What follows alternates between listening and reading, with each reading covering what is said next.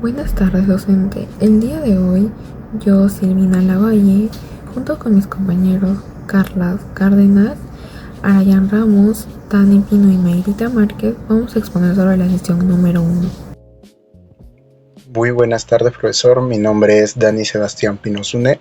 Hoy vengo a hablar sobre el caso ditactivo número 1. Bueno, a ver. El caso ditactivo número 1 expresa una fuente periodística muy confiable. Presenta información actualizada sobre el terremoto ocurrido en Turquía. Además nos incluye datos concretos, cifras oficiales y declaraciones de autoridades que permite comprender la magnitud del desastre y las acciones formadas por el gobierno.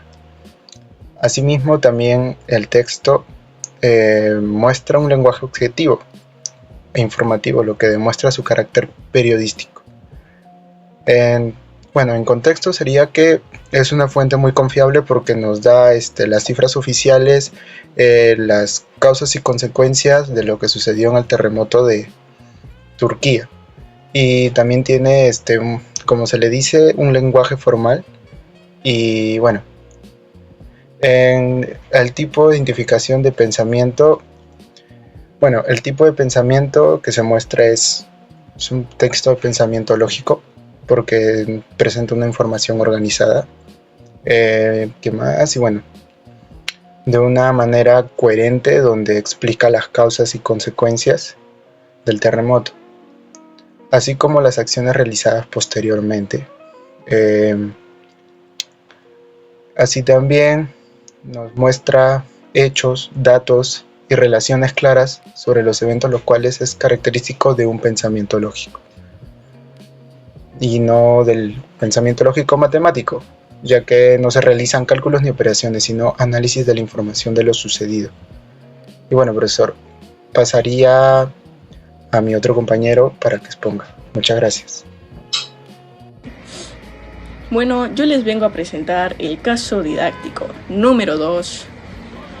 El caso didáctico número 2 se basa principalmente en el pensamiento lógico-matemático, debido a que se utilizan datos numéricos, cálculos y porcentajes para analizar las pensiones, como por ejemplo montos de dinero, porcentajes de PBI y de las edades de las personas, condiciones para obtener una pensión relacionada entre ahorros, tiempo y rentabilidad.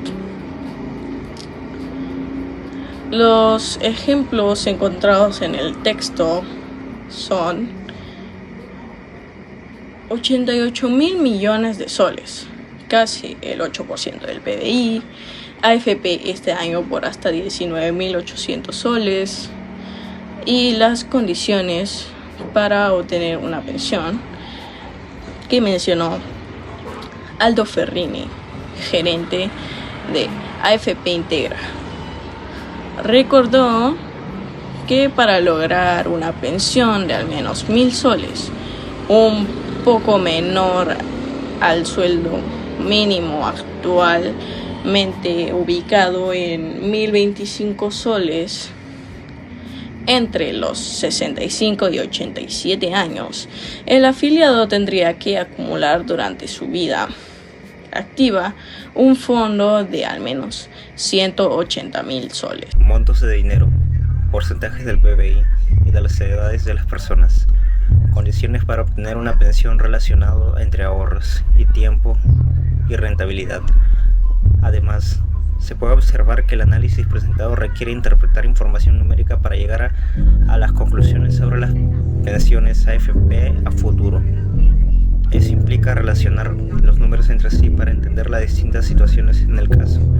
Todos estos datos, basados en cifras y estimaciones, son las características que convierten este caso en pensamiento lógico-matemático, las que en un análisis de pensamiento lógico.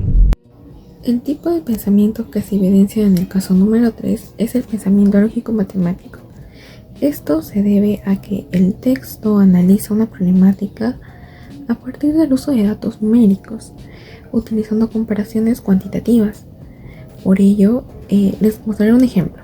Se mencionan ciertas cifras como un presupuesto per cápita que ronda entre 3 soles y 30.000 soles al año, así como diferencias extremas entre distritos donde algunos reciben alrededor de 5 soles por persona, mientras que otros alcanzan hasta 250.000 soles por habitante. En este sentido, podemos saber que el texto no solamente describe una situación, sino que también utiliza promedios, cantidades y relaciones matemáticas para evidenciar la desigualdad en la distribución del presupuesto en el Perú.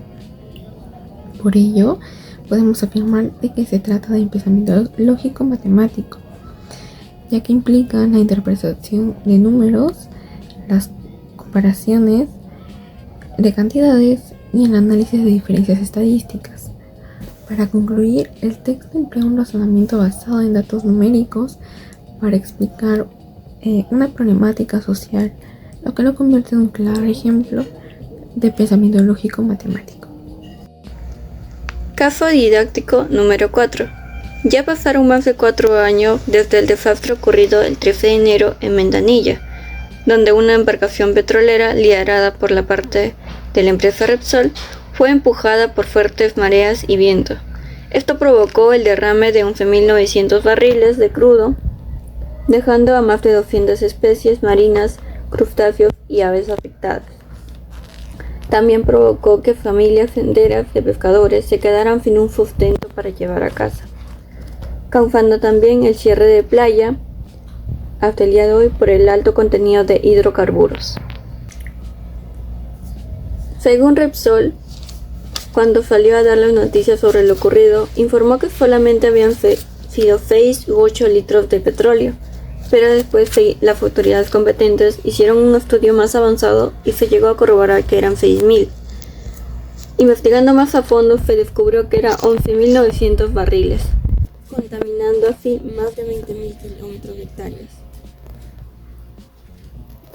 La UEFA le impuso múltiples multas a Repsol, que van desde los 266 millones que hasta el día de hoy continúan en lista de espera.